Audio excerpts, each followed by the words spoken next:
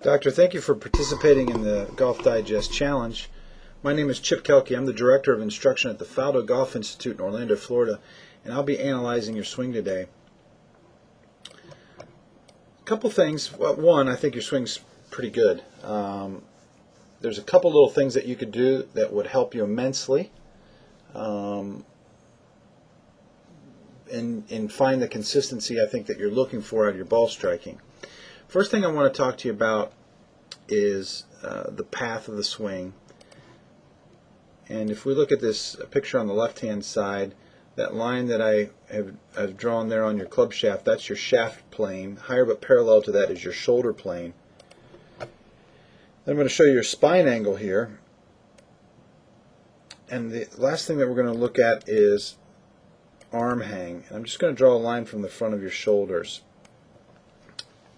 We'd like to see shaft and spine be 90 degrees to one another. So the yellow line and the bottom red line, this should be about 90 degrees. So we're missing some tilt.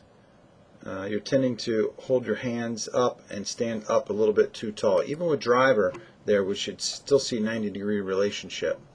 Part of the reason why that is if you look at the blue line, your hand should actually be inside of that blue line, or at worst case scenario, kind of on it.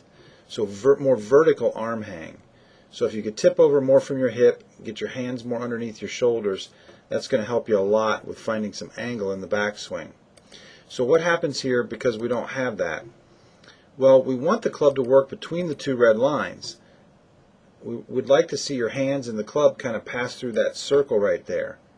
I want you to see what happens here as you take the club back. It starts out underneath that red line right from the beginning. And when it gets to a point where the shaft is parallel to the ground, it should also be parallel to the target line. If it were, it'd be in that red circle. But your club head's way over here, so that's low and inside.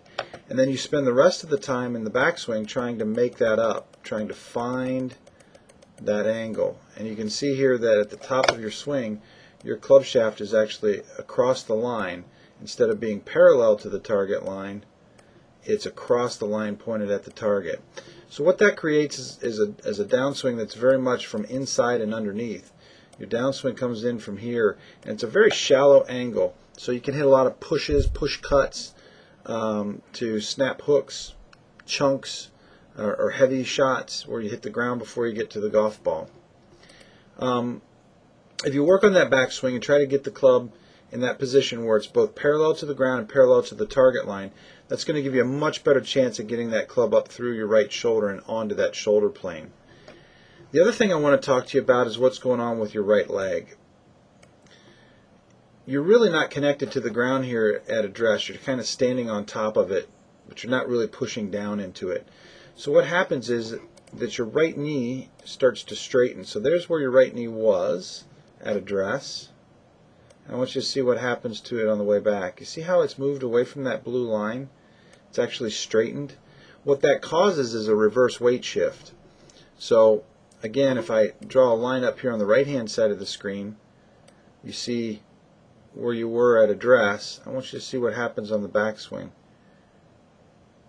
You really haven't moved at all into your right hip at all. There's your right hip. I'd like to see your sternum stack on top of that right hip. Your sternum stays exactly centered. So you're staying too centered. That's what's causing that right knee to straighten and really causing you a bit of a reverse weight shift. So when you come into impact here, all of a sudden you're kind of in what they call a classic reverse C position. You're in a reverse C this way. So that's not a real good position for your lower back. It's not a good position for the angle of attack, and you can fix that quite easily. What I'd like you to do is, I want you to just pretend that there's a bug underneath the ball of that right foot, and I want you to squash that bug for the whole backswing. Downward pressure, you're going to feel a little bit more tension in your quadriceps, inside quads, and it's going to hold that knee in position. That's going to give you so much more leverage to unwind the golf club with. And it's really going to help you shift your weight a little bit more over the top of your right side. I'm going to bring up Nick Faldo here for a second with driver. And I want you to just take a look at Nick. those same lines that we talked about. I want you to see he creates space away from that right, or from his left side, and that's his sternum, his chest actually moves to the right. Watch this. That's stacked up over the top of his right. You see how his sternum's over the top of his right leg now? And again, watch you. Your sternum stays right in position.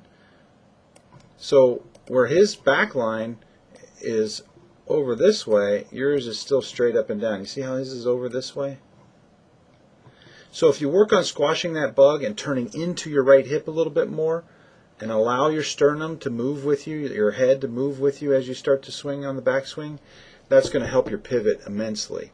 So those two things, takeaway into the circle and squashing the bug with your sternum to the right. If I can be of further assistance, my email is attached.